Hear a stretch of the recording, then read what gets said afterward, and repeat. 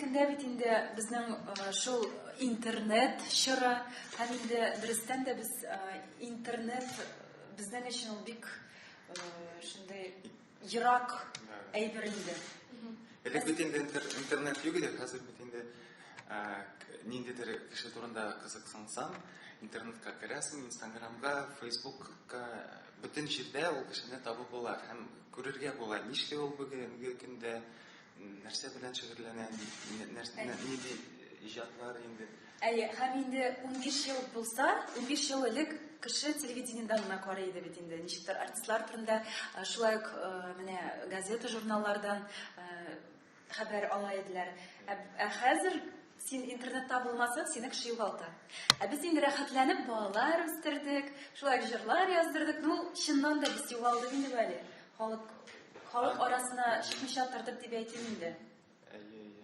Ну, ансы күрәсең дә шулай буласы булган. Чөнки бит инде без бит инде семьялы кешеләр, без үзебезнең гаиләбезне бик яратабыз, балаларыбызны яратабыз. Әти-әниләр бит инде Аллага шөкер, шуңа күрә шул монда инде күп нәрсәләр. Монда хәзер бөтенсен сөйли башласаң, телевидениедә алсак, нишләп үзгәрде анда бар әйбердә. Бүгенге көн, элекке көн, шулай газета, журналларда элеккеге көндә ничек бастырылып чыгара иде артистлар, һәм бүгенге көндә ничек бар. Мине мәсәлән улым өйрәтте Инстаграмга, интернетка. Әнем әйтә, әйдә мин сине ди Инстаграмга чыгарам ди, контакт табармы син ди. Нәрсә әйтәм, миңа кирәкми контактлар, әйтәм, бөтенсе әйбәт, мин бакчамда эшлим, дигән монса. Һәм инде менә ул миңа битне ясап бирде, шулай итеп башланды, мин блогер да булып киттем. Бу миңа ошады, бик ошады. Шулай итеп барыбер теге халык белән аралаша башладым, ничектер. Алар да югалтып диләр инде. Ну, җанга май булып ята инде. Димәк, безне сагындылар, шуның өчен Вәли белән бер сүзгә килдек, күренеп алырга кирәк. Әйдә, Вәли, бүгенге кагыйдәләр белән менә элеккечә шулай чыга башлыйк тагын. Яңадан дип инде менә. Бүгенге көндә шулай күренеп алдык дип әйтергә дә була. Гөлназ апа, менә сезгә сорау булыр. Сез иҗат юлыгызны инде менә безгә эстрада аша күренеп өлгердегез, эстрада башладыгыз дип әйтергә була. Менә бер әңгәмәгездә сез әйткәнсез, мин опера театрында эшләргә хыялланам дип. Минем спектакльләремә килсә халык, мин шатланачакмын дип. Эстрадада калу җиңелрәк булдымы, яисә опера сезне кабул итмәдеме? Ничегрәк булып чыкты? Менә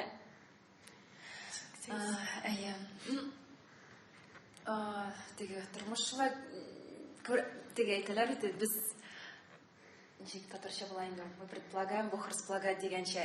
Мин бөтен адымнарны ясарга тырыштым, менә шул хыялыма ирешергә. Музыка училищесын тәмамладым, аннары консерваторияны кызыл дипломга тәмамладым. Һәм инде хыялыма ирешермен дип шундый юнәлештә бардым, тырыштым, конкурсларда катнаштым. Ләкин инде минем өчен гаилә беренче урында, һәм инде опера җырчысы булыр өчен барыбер ниндидер гастрольләр, ниндидер еракка укулар, мастер-класслар алу кирәк. Һәм инде шул мәсәлән, эстрада һәм академ вокал дип әйтим инде, ул бер янәшәдә иде. Эстрада инде ул шул яшь вакытта инде кызыксыну дип әйтим инде. Төпле минем барыбер менә халык җырлары, шул ариялар бер янәшә бара иде. Һәм инде мин параллель рәвештә, мине югалтсагыз да, мин параллель рәвештә филармониядә эшләдем. Баштанрак шул Павлюхинда государственная филармония дип аталам, республиканский филармония, аннары инде менә Казан шәһәр филармониясында эшлим. Һәм инде Казан шәһәр филармониясында инде 15 елга якындыр, анда шундый мюзикл бар. Зәңгәршәл дигән Чулпан Ринатовна безнең режиссер, җитәкчебез, шул спектакльне куйды. Казан бию ансамбле белән берлегендә шул мюзиклда гастрольләрдә йөрдек, концертлар куйдык. Нә шулай, ничектер укытучы бүгенге көндә. Шул ничектер әйтәм бит, гаилә тормышы ничектер барыбер үзенә көн кертә, һәм инде мин гаиләсез яши алмыйм, берәр җиргә барсам да без гел бергә инде янәшә. Ну, ничектер хатын-кыз буларак инде мин менә шундый юл сайладым дип әйтим. Иң беренче әни һәм хатын-кыз, яраткан хатын-кыз, иренең яраткан хатын-кызы. Без әйтәм. Дөрес. Сезне тагын Зилә Даяновна да укыганыгыз дип беләм. Зилә Даяновна да укыганыгыз дип беләм. Ул нинди кеше? Ул менә сезне нинди серләргә өйрәтте, нинди киңәшләр бирде? Менә шул хакта да сөйләп бетсәгез. Әйе, мин консерваториядә Зилә Сөнгатуллинда белем алдым һәм инде бик рәхмәтлемен. Чөнки ул тавыш ягыннан, вокал ягыннан гына түгел, тормышта менә ничек җырчы, ничек хатын-кыз үзен тотырга, сөйләшергә, һәм инде гомумән инде аңа карап торсаң, күпме бит инде үрнәк алырга була. Менә шуннан да аны тыңлап кына тору да күпме мәгълүмат, күпме аны теге губка впитываешь инде дип әйтим инде. Әйе, сеңеп бара, әйе. Һәм инде шуннан да дәрескә килгәндә мин илһамланып чыгып китә идем. Менә аның шул илһам бирү укучыларына минемчә иң зур менә минем өчен байлык. Чөнки ул бер кайчан да ырышмый иде. Ул бер кайчан да тавыш күтәрми иде. Менә ничек шундый түземлек белән балалар укытырга. Балалар дип инде балалар инде, ну, укучылар укытырга. Һәм инде күп кенә җырчылар, ну, бүгенге көндә дә алар халыкка таралган дип әйтим инде, да? Популяр. Мин бик бәхетлемен, чыннан да минем тормыш юлымда гел шундый зур шәхесләр булды. Шулай музыка училищесында Туишева Ания Халилулловна да укыдым. Ул да искиткеч шәхес. Әйтәм бит, чыннан да Аллаһтан бирелгән менә нәрсә, без бәхетле менә шундый юлыбызда, шундый талантлы шәхесләр булганыбызга. Менә гаилә корганда сезне бик яшь булгансыз дип беләм. Менә хәзерге күзлектән чыгып карасак, без бик яшь булганбыз икән дип, артык яшь булганбыз дип нәтиҗә ясамыйсызмы? Менә ничек фикер йөртәсез? 19 яшьмә 19 миңа тулды да, без өйләнештек. Бик яшь булгандыр инде. Менә шуңа, ну, теге уйлап карасагыз инде сәбәпләре күп, нишләп ерак китмәгәнмен тегесе монсы. Вәли дә, мин дә бер-беребезне теге ничектер бер-беребезсез яшәүбезне күрмибез. Яшь дип инде, мәсәлән, бер яктан да кайчанда уйлап карыйм, 30 яшендә өйләнешсәк, минемчә 30 яшендә миңа авыр булыр иде. Ничектер Һәрбер эшнең вакыты бар. Шуңа күрә өйләнү һәм кияүгә чыгу ул вакыты белән кирәк эшләргә. Чөнки аннары бит инде улгая бара бит инде кеше. Аның фикерләре тормышка карата бөтен әйберләре үзгәрә бара. Һәм ул өйләнү, кияүгә чыгу икенче мәсәлән нигә күчергә мөмкин, икенче планга. Икенче максат булыр иде бәлки. Мин дә шулай уйлап торам. Мин соңрак өйләнешсәк Вәли белән, ну, Вәли булмаса, бәлки башка кеше белән булса да, минем максатым башка булыр иде тормышымда. 30 яшендә мәсәлән, карьера, җыр сәнгать күбрәк булыр иде мәсәлән, әйме? Ну, анда бәлки мин гаиләле дә булмас идем. Ну, даже булмас идем, миңа рәхәт тә булыр иде, булай үзең генә, теге уже теге анда бит инде уже өйрәнәсең, үзең генә яшәргә. Белмим, менә мин үземне күз алдыма китерәм, менә шулай итеп. Теге минем двоюродныйларым бар бит инде, сеңелләрем, энеләрем, әйтәм, ник өйләнмисез? Нәрсәгә? Булай да бар да, әйбәт, рәхәт, теге стираль машина юа, ашарга заказлар, теге кафелар үзең пешерә белмәсәң, алып киләләр. Алып киләләр. Авызга да салып бирәләр. Аралашасың, нитәсең, ну, как бы вот нәрсәләр. Инде ислам ягыннан караганда, иртәрәк өйләнешергә кушылган. Чөнки табигать таләп итә. Анда инде, ну, теге әйтәм бит, рухи яктан да, физик яктан да бозылу бар дип әйтим. Ну, ничек әйтим инде? Да. Кеше бер үзе калса тормышта бит инде, ну, үзгәрергә мөмкин, бозылырга мөмкин. Эгоист ягыннан инде әйтим. Кеше бит инде барыбер, без бит инде үзебезнең буыннарыбызны үстерергә тиешбез, балалар табарга тиешбез. Ничектер менә шулай бит инде тормышны Вәли, беләсеңме, бу Яңа- кичкенә чактан ук киләдер. Менә хәзер уйланып алдым. Әни әтидән килә. тәрбия дә бик күп бирә. Әни әти мин гел әйтә иделәр менә тәрбия теге үскәндә гелнә колак эчендә кызым мәхәббәт белән өйләнешегез. Менә миңа гел менә шулай сеңлем белән теге бер нәрсәгә карамыйча акчага нигә менә яратсаң кешене өйлән шулай гына кияүгә чыгыз дип менә әтидән калдым икән инде. Әни инде бераз гына бардыр инде анда теге без барыбер хатын-кызлар бит инде практичныйрак. Менә әти ягыннан менә шулай колакта сеңде. Мәхәббәт белән генә яшәргә. Шулай итеп мәхәббәт булса, аның бөтен кимчелекләре дә күренмәячәк. Бөтен теге булган авырлыклар да авыр булып сизелмәячәк.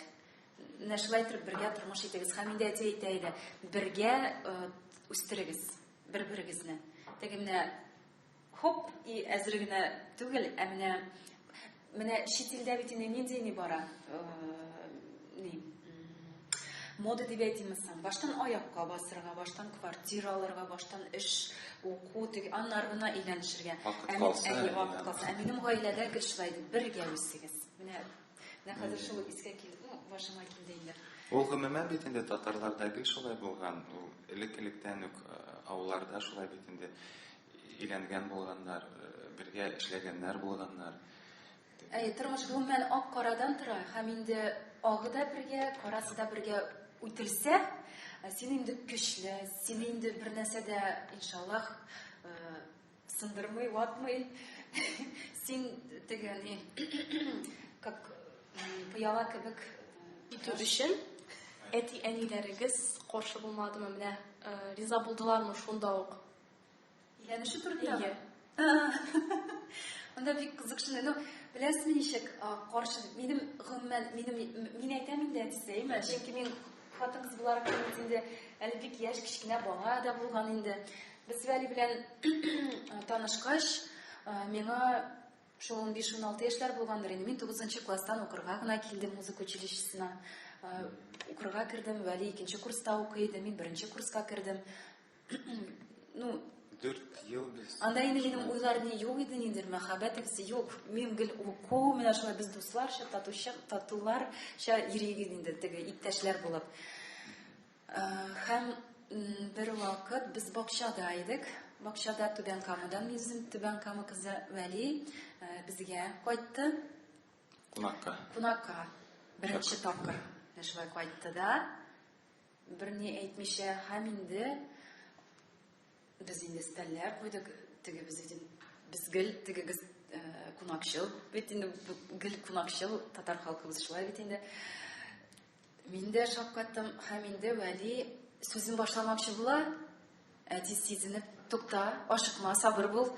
Теге ничек Утро вечером мудренее дигән. Кич белән бер нәрсәдә андый теге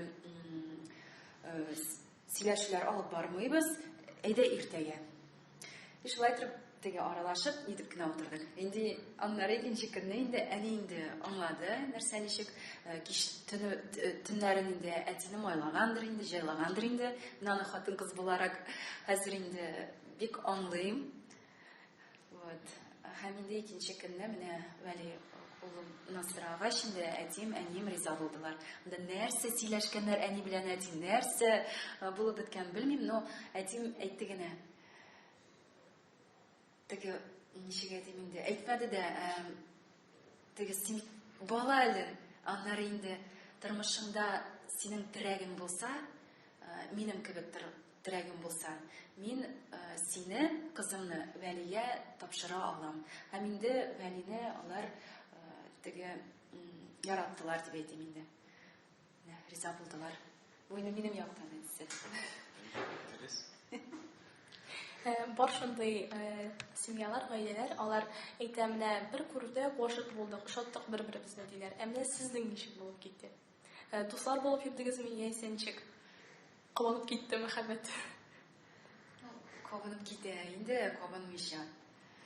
Как молоды мы были, как молоды мы были, как искренне любили и любим и сейчас. Девчонки китәскә. Әйдә, Вали, син сөйләмәксең, мин генә сөйләйм. Сөйлә. Мин тыңлыйм рәхәтләнеп. Безне ул булды 2001 ел. Мин 2нче курска күчкән идем, Гөлназ ул вакытта 1нче курска гына кергән иде, музыкаль училищега инде. Һәм безнең 1нче сентябрьдә бит инде безнең Ания Туешева безне таныштыра. Менә быел безгә безнең төркемгә, группага алынды менә шундый кызлар, егетләр анда һәм инде Класс белән таныштыру бара иде. Шунда инде класска килеп керә, кызыл күлмәктә, Исемдә түгел. истә минем кызыл күлмәктә, теге озын гына чәчләр иде. Иде, хәзер озын. Әйе. Кызыл помада иде. Күрәм. Күрәмсез шул кызыл төс аны җәлеп тә иткән. Һәм шундый матур кыз килеп керә. Ул менә Гөлназ булган. Матур кызлар күп күргәнсеңдер инде әтисе. Матуррак күрәсең инде. Күргән булмады хәзердә. Күргән булмады. Инде шунда минем ничектер йөрәгемдә, тәнемдә, җанымда ниндидер шундый күрәсең клеткалар менә нәрсә кузгала, менә кеше гашыйк булганда нәрсәләр менә нинди процесслар кешенең тәнендә үтә, шулар минем үтәлде инде. Шулай булды. Шул бер көн беренче көннәнме? Беренче көннән. Ла сизгермәде. Эш юк. Төп-төгәл сизгермәде. Эш ул дип әйтим инде шуннан соң. Чөнки син әле анда яшидең. Яшидең ди. Бик яшиде ул. Бала иде. Сиңа 14 мәллә, 15 яшь иде. Инде 15-16, 9 класс. 15-16. Ну, то есть, бу бит инде несовершеннолетний дигән сүз.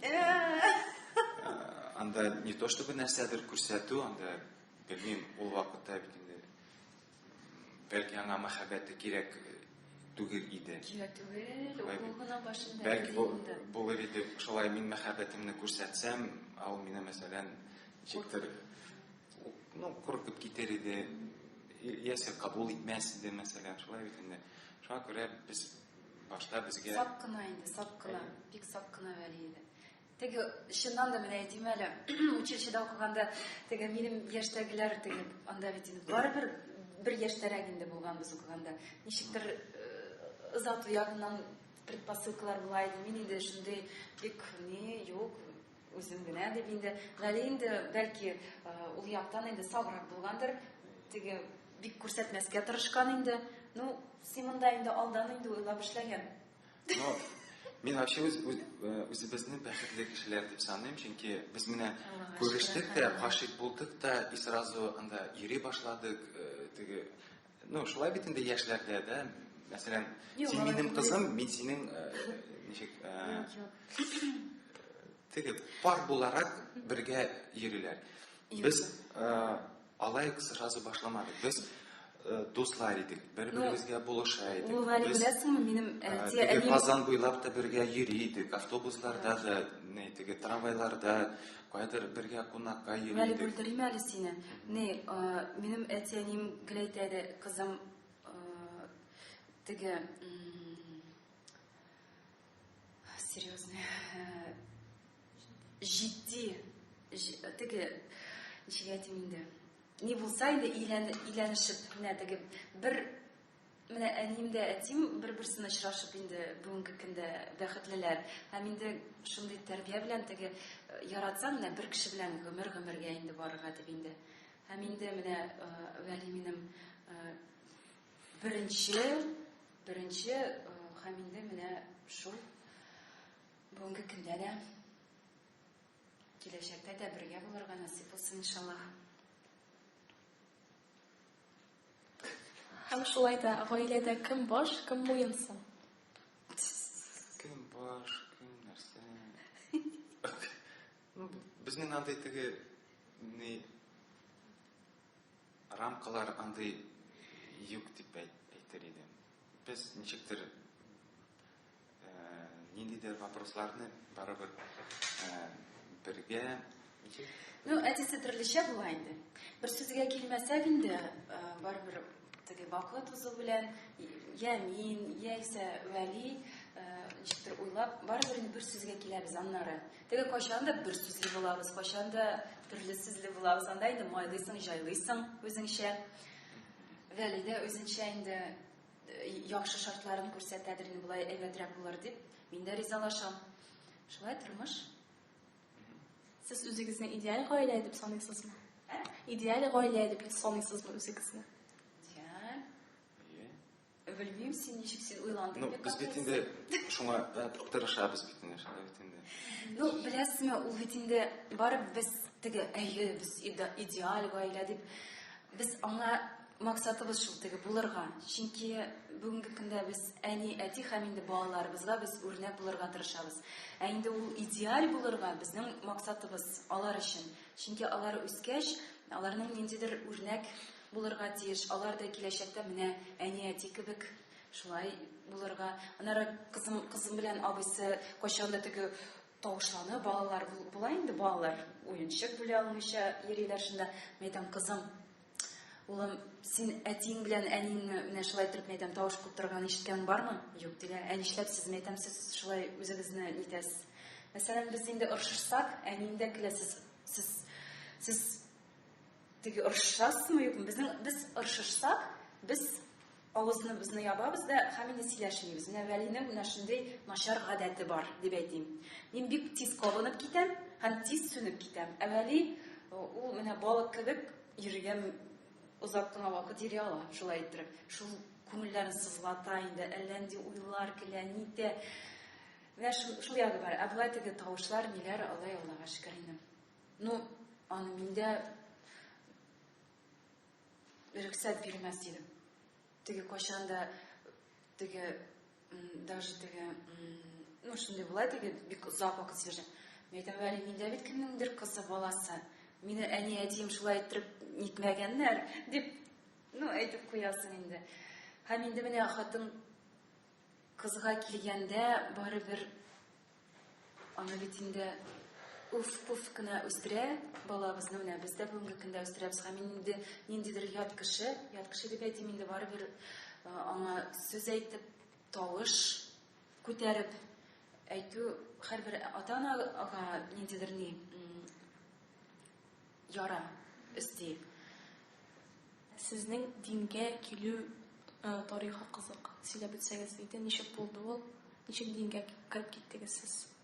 Кирип киттек дип инде әйтәм бит, гаиләдән барыбер килә инде ул. Ул барыбер теге тамчы белән күл була. Һәм инде монда тормышта менә кичкенәдән барыбер әбиләребез. Мәсәлән, без инде менә Зуранидә ниләрен калдыра иде җәй көне, шунда рәхәтләнеп инде ул балачакларны искә төшерсәк, иң рәхәт чаклар авылда иде инде. Җәй көне анда нәрсә генә, ничек кенә уйнамадык.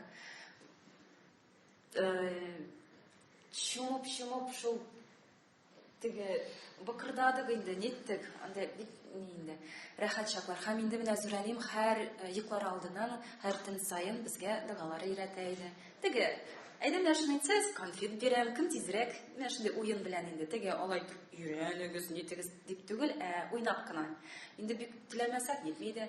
Кайчан да инде намаз укый да, без дә шунда басып куя идек, безгә дә кызык. Теге уен белән инде балаларга шулай бит инде. Аннары инде үсә төшкәч, без барыбер бит инде балалар, алар гаилә иң беренче әни.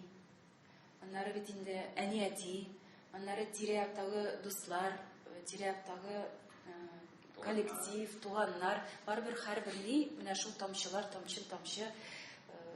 үзенекен эшли. Вот. Безнең ул теге дингә кереп китүебез, Теге алар кереп һәрбер китүләр. кеше ул барыбер диннән нәрсәдер ала. Авыр чакта да бит Мәсәлән, инде ашар алдыннан бисмилла әйтеп ашыйбыз, шулай бит инде. Син кечкенә Кайбер бер исламның бирәләр. кануннарын бит инде үтибез. Анда кемдер ураза вакытында беренче көннәрне ураза тотарга тырыша бит инде. Шулай бит инде. Ул һәрбер кеше әзме күпме ул диндә. Барыбер. Татарлар дисәк инде безнең әлбәттә ул ничек татарда ул ислам дине һәм гырыф гадәтләре бергә атлаган булган инде. элек-электән Аннары инде кеше уйлый башлый, нишләп миңа намаз укымаска? Авыр түгел ич. Өстәйме анда? Дугалар өйрәнә башлый, намазлар өйрәнә башлый. Вәли кеше ылыгайган сайын бит инде уже уйлана башлыйсың, ничектер фикерли башлыйсың. Инде ул кичкенә адымнар белән мин әйтәм балачактан. Һәм инде бүгенге көндә дә без инде теге анда юк менә улым, кызым тегеләй, болай, онысы. Аны безне бары теге кирсен булдырырга мөмкинбез. Шуның өчен теге уйнап кына, ипләп кенә без бер нәрсә дә әйтмибез. Алар барыбер безгә карап үсәләр инде, карыйлар. Шуның өчен теге андый ни юк безнең. Теге үз теләкләре белән. Мен мәсәлән монда килер алдыннан бүген иртән кызым менә бу күлмәмне киде, бу яулыгын булай итеп битте. Әнем минем дә шулай йөрисем килә дип инде кыланып ала качагында. Ну, күрәмсең ошы яңа. Сезнең бит инде бергә башкарган, аерым башкарганда дингә карата дини җырларыгыз да бар. Менә дини җырчы булып танылып китеп буламы? Һәм менә дини җырларны башкару ул динне таратуның бер усулы дип саныйсызмы? Дини җыр ничек сез аны аңлыйсыз? Менә анда Аллага шөкр дип җырлыйлар мәсәлән. Ул бит дини аны сездә тормышыгызда гел кулланасыз. Аллага шөкр дип аны ул һәрбер татар кешесендә бар. Белмим, ул кичкенәдән сеңгән әйбер. Мин булай аңлатыр идем. Менә татар эстрадасында ул халык җырлары булсынмы, теге заманча җырлары булсынмы, алар күбесе әгәр ул дингә каршы килми икән, мәсәлән, ниндидер начарлык күрсәтми икән, мәсәлән, сүзләреме, ул дингә каршы килмәсә, ул дин ичендә була инде. Мәсәлән, Юк, диннең каршы нинди ни юк. Тукта вәли. Менә ул бит инде табигый әйбер. Христианнарга килсәк тә, мөселманнарга килсәк тә, бер ни кешене рәнҗетмәскә, оннан сапасын үтелмәскә, урламаска, хурламаска, нитмәскә менә шундый. Җырга килгәндә дә инде безнең мәсәлән җырлар, без анда әйтә алмыйбыз. Әйдә безнең белән 12нче катка сикер безнең белән. Менә рус җырларын карасак, анда бит инглиз җырларын карасак, анда әллә нәрсәләр җырлыйлар. Анда инде әйтмим мин анда төрле знаклар күрсәтеп, аларны да әйтмим. Ул анда шундый бик күп нәрсә өнди торган, начарлыкка өнди торган. Безнең татар эстрадабызда барыбер андай әйбер, Аллага шөкер, юк. Бераз гына булгалы инде, барыбер элек-электән безнең татар халкыбыз шул гырыф гадәтләр белән бергә, бер янәшә теге бу кеше динли тегесе монсы. Барыбер дини җырлар, мин әйтер идем, ул Яхшылыкка мөнәҗәтләр. Шулай бит инде, мөнәҗәтләр. Безнең татар халкы элек-электән үк шул мөнәҗәтләр әйтә торган булганнар. Анда бит инде вәли гаилә традицияләрен күтәрә торган җырлар.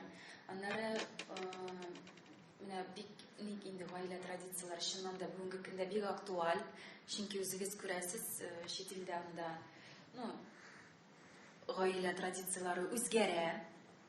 Менә бик четерекле инде бу әйбер, аның турында сөйләп тә бик нитеп булмый. Менә ул җырларга нитеп барыбер безнең яшь буыныбыз алар аңларга тиешләр. Менә без аларга буынга җиткерергә тиешбез, ничек менә Аллаһтан яратылган, ничек булырга тиеш.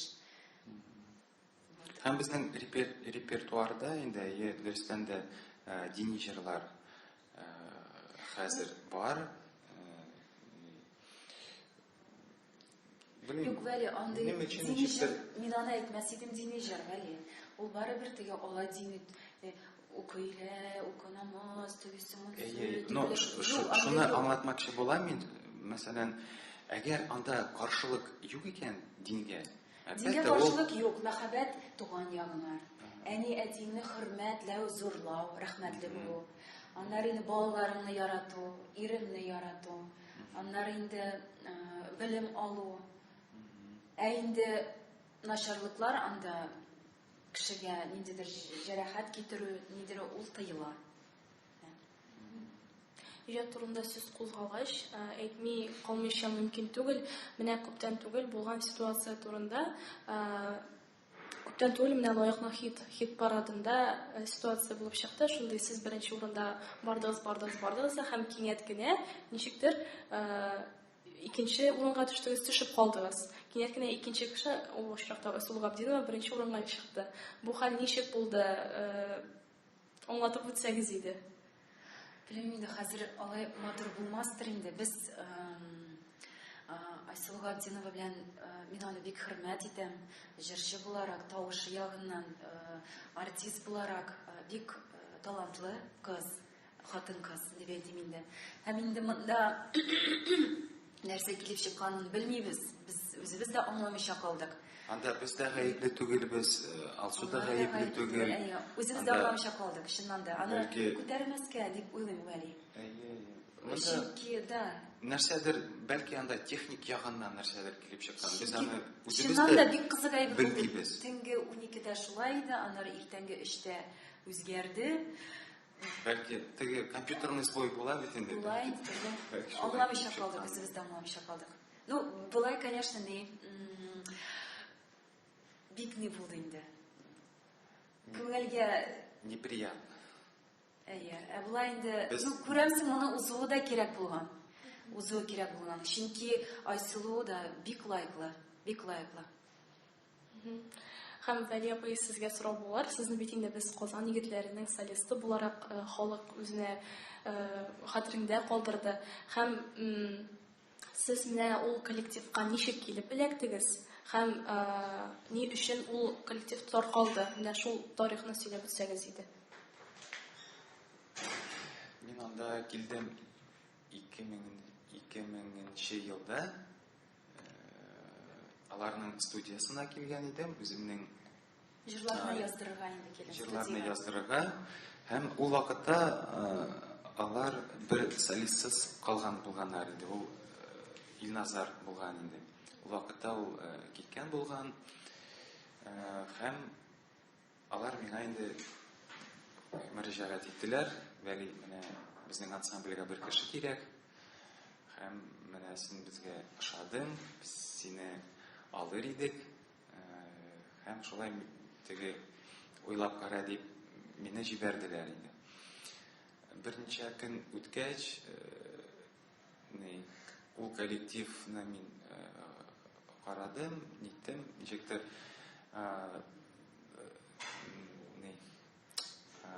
дус булып киттек. Һәм озак кына уйламыйча мин аларга төркемгә 4нче солист булып килдем. Менә шулай булды. Без Аллаһка шөкер әйбәт яшәдек, әйбәт эшләдек. Теге бүгенге көндә дә без яхшы мөнәсәбәтләрдә, без связьдә сөйләшәбез, аралашабыз. Андый безнең теге, мәсәлән, үзем турында әйтәм инде. Мәсәлән, мин аларга хөрмәт итәм аларга. Гөлмаратны, Артурны, Азатны. Тормыш бара бит инде, һәм инде әйтәм бит, менә тормышыбызда, Аллаһка шөкер, юлыбызда, менә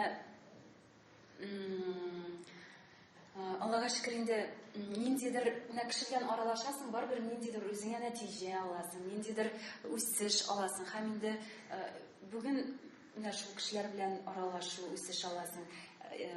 Аннары тормыш дәвам итә, башкалар. Ул тормыш чыннан да шулай бара, теге кешеләр килә бара, син алга барасың, шулай теге аралашабыз бит инде, да, нәрсәләрдер, ниндидер үрнәкләр алабыз, өйрәнәбез. Һәм менә мин алар белән 9 ел эшләдем. Аннары инде аны инде барысы да белә, теге бу секрет бит инде теге түгел. Мин һәм Азат без теге намазлар укый башладык. Теге динне, ислам динен күбрәк өйрәнә башладык. Һәм анда шундый очраклар булды инде. Мәсәлән, менә бу мероприятиедә эшләү ничек соң ул хәләл микән? Әле яисә харам микән? Мәсәлән, әгәр без банкетка киләбез икән, әгәр анда кешеләр аракы эчеп утыралар икән, димәк, әйтик, туй булсынмы, туган көн булсынмы, кеше бит инде аракы эчә, һәм син шуңа әле җырлыйсың. То есть тагын аңа ниндидер күңеллерәк бәйрәмне ясыйсың. То есть ул бәйрәм булай да бит инде харам булып чыга бит. Шулай бит. Аны ул секрет түгел. Һәрбер эшкән кеше аны белә. Эшкәндә ул начар эшли. Ансы любой кеше белә. Һәм менә шул вопроста безнең разногласиялар туры килде инде. Бер яктан инде карыйсың, хәзер бу эшкә бармасак, акчасыз калабыз. Менә нишләргә инде? Чыннан да ул авыр теге вакытлар булды. Аны калдырып та булмый, акча да кирәк. Вакытлар булды. Һәм хәләл эш тә кирәк. Мәсәлән, нишләргә? Анда чыннан да ни теге. Вәли, ну, Үзебезгә дә авыр булды, ул егетләргә барыбызга да авыр булды, ул очракта нишләргә? Яңа һөнәрләр, Теге дискотекада эшләргә. Ну, менә Ну, Вәли, дөресен әйткәндә, сезнең продюсерыгыз да бит нидә иде теге. Алар да олыгая бара бит инде. Киләчәктә Казан бабайлары булып сәхнәдә инде эшлисезме дип бик эче пыша иде инде. Һәм инде ул аларга гел әйтә торган иде. Мин сезне әкрен генә яшьләр белән чыгарачакмын дип гел әйтеп барды. Ул алар өчен ачыш түгел иде. Алар аңа әзер булдылар. Һәм инде шул безнең бу әйберне без теге скандал белән нитмәдек инде бу теге нормально яра җегетләр. Сез бу юлны сайлагансыз икән, алайса шул юл белән сезгә барырга. Монда инде получается безгә делать нечего. Һәм инде безгә ничектер менә Аллаһка шөкер, Аллаһ Тәгалә шундый юл күрсәтте. Без аннары Азат белән район төркемен оештырып бергә шулай иҗат итә башладык. Шундый дини җырлар һәм ул вакытта беләсезме, аңа бик спрос та юк иде андый җырларга.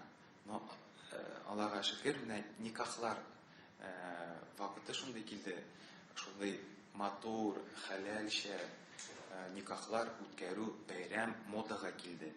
Һәм шуннан безгә күп менә чакырулар килде. Аннары бик күп кенә концертлар оештыра башладылар. Рамазан аена багышлап иде. Шул Рамазан ае бетә бит инде 3 көн гает бәйрәме була. Һәм 3 көндә күп кенә шәһәрләрдә шулай теге бөтен халыкка теге стадионнарда, площадьларда безне җырларга чакыралар иде. Мәүлид бәйрәмнәренә. Шулай әкрен генә шулай эшләп киттек. Белдереп алыйм әле, әтисем. Әйтәсем килә, җыр ягыннан ул безнең төп һөнәребез түгел иде. Гел. Безнең ул күңел халәтебез дип әйтимме соң инде. Һәм инде теге менә Вәли әйтә бит, киттек тегесе башка һөнәрләр гел юлдаш булды. Һәм инде без теге алай итеп менә кая югалдыгыз, тегесе монсы ул гел теге янәшә барды тормышыбызда җырлар. Ләкин ансыз да әле теге башка эш белән шөгыльләндек дип әйтәм. Кайбер фанатлар яза менә хәзерге вакытта алтын еллар булган икән, сезне сагынабыз, кире ойшасыгыз килмиме дип дигән комментарийларда калдыралар. Һәм яңадан шул составта чыгыш ясап карау реаль әйбер булыр идеме? Менә шул Казан егетләр составында. Андый тәкъдимнәр әйтим әле дисә булды бит. Аларның продюсерыннан мейле кемнәрне егетләр әйдәгез шулай итеп нидек дип инде нәрсәдер булып алды бит кебек. Ну, безнең андый уйлар бар иде. Аннары бит инде ул төркемнән Марат та китте, Артур да китте. Һәм инде алар без булай теге шаярыпмы инде, ничектер шулай сөйләшүләр булды, бәлки Киләчәктә кушылыйк, 70 яшь өчебез теге Казан бабайлары. Казан бабайлары булыпмы, Казан егетләре булыпмы. Без егетләр, Һәм бу без хәзерге көндә әгәр шундай миңа предложениелар мәсәлән тәкъдимнәр килсә, әлбәттә мин рәхәтләнеп Артур белән, Марат белән Юбилей концертын эшләрсез әле, иншаллах. Киләчәктә. Инде без егетләр, без бабайлар, сез ханымнар дип җырларсыз. Мәсәлән, кызык бит инде хәзер теге рус эстрадасында бит инде менә ретро концертлар бит инде үтә. Анда менә Найтслар шул ук иске төркемнәр бит инде барыбер җыелалар, җырлыйлар. Анда бит инде теге нәрсә Ул концертларга килгәндә, шуннан да элек мин антымлыйм димәйтем. Нәрсәгә инде ул ретро концертлар тегесе, монсы карыйдым инде теге Россия каналларыннан күрсәтәйләр. Ә бүгенге көндә мин ишеттем дә ретро концертлар. Ишелеп китәм, шунда теге бөтен яшь чаклар искә төшә. Мин әйтер идем даже болай, что ул ретро концертлар кирәк. Ничек кирәк? Чөнки ретро концертларда яңгырый безнең элеккеге татар җырларыбыз. Һәм татар җырларыбыз, халык җырларыбыз, чтобы онытмас өчен аларны, чөнки бүген яшьләр бит инде заманча җырлар күбрәк ишетәләр. Менә ул иске җырларны да ишетсеннәр иде. Кашандыр ул иске җырны алар теге үзләренә репертуарга алып заманча башкарулары мөмкин. Менә аларның канында сеңдерелгән булырга тиеш инде ул. Барыбер теге менә мин улыма килсәм, шәхсән улыма инде. Яшь буын бит инде бер вакытны теге мин өйдә халык җырлап, сузып, анда йөридем. Нитмәй, син харыш елдама инде, әнә генә кабызыйк, дыңгыр-дыңгыр-дыңгырны. Улым, әйтәм, ничек теге мин бик шаккаткан идем, мин моны кабул итә алмадым дип әйтимсең инде. Миңа бу ничектер ни булды инде, могҗиза дип әйтимсең. Чөнки кичкенәдән без менә әти, әниләр кабызай иде элеккеге матур җырларны һәм инде аларны тыңлап үстек. Менә бүгенге көндә безнең бурычыбыз барыбер алар теләйләрме, теләмиләрме, барыбер әкрен-әкрен генә менә шул җырларны яңгыратып, тыңлатып алырга тиешбез. Менә ул музыка мәктәбендә укый минем улым. Анда аларны теге классика әсәрләрен тыңлаталар. Әни, нәрсәгә кирәксең бу? Улым, әйтәм, син үскәч, әйтәм, аера белерсең. Әйтәм, матур музыканы һәм башка музыканы син аны аера белергә тиешсең. Ул барыбер ул кичнәдән килә инде. Һәм сез әйтеп үттегез район төркеме турында да. Сез күпмедер вакыт чыгыш ясап йөрдегез, җырлап йөрдегез һәм кызганыч район төркемендә таркалды. Кеше бит инде халык Азат Адиевны югалтты, аны киң күңелле егет дип истә калдырды аны. Һәм менә шундый күңелсез хәл килеп чыкты. Ничек уйлыйсыз? Аны төрмәдә утыруын гадел дип саныйсызмы? Менә бу ситуация ничек? Комментарий бирегез. Мин әйтсәм нидемме дисәм? Может, шуны кирәкмәстер.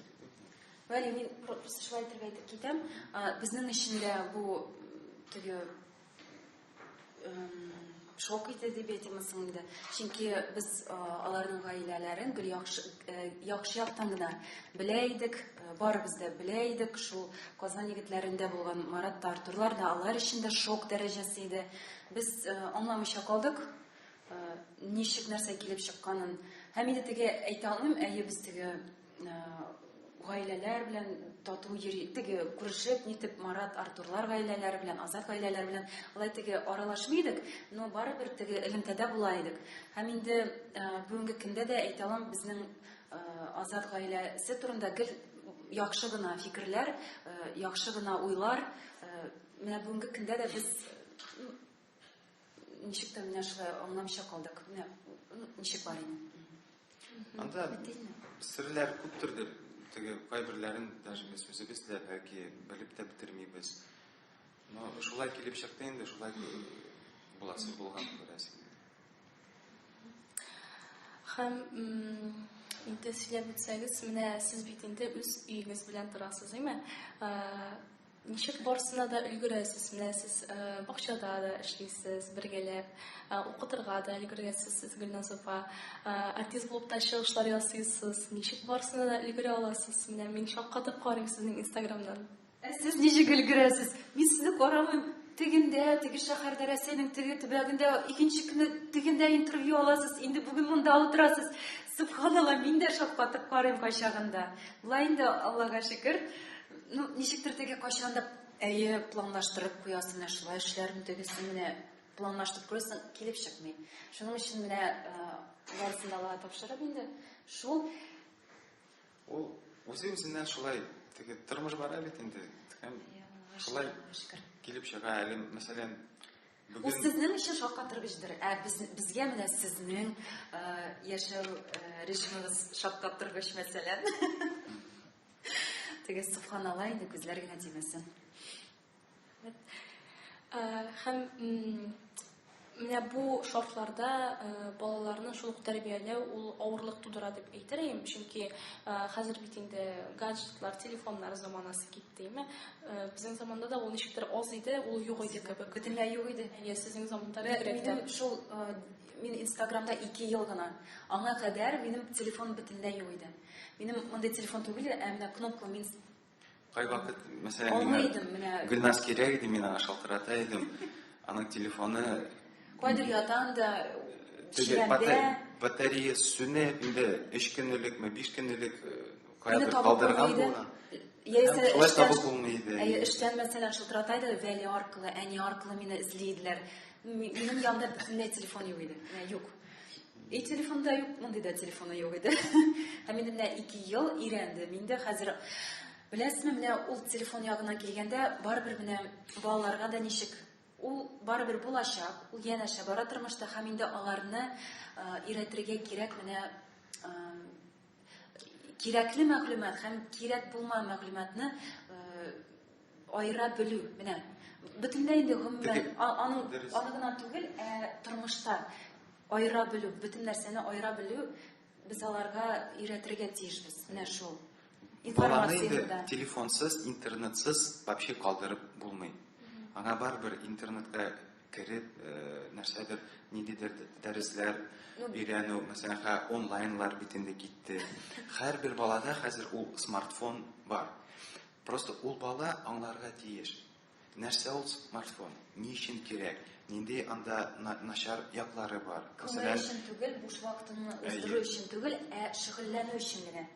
Яисә без ул уенчык бит инде түгел, ул бит инде теге эшли торган, эшкә кирәкле әйбер. Шулай бит инде. Менә просто балага дөрес иттереп аңлатырга кирәк. Вәли менә элек телефоннар булмаган, но булган теге джойстиклар нәрсәле ул теге телевизорга карап уйнайды. Мәсәлән, менә минем улым аны нәрсә икәнен белми.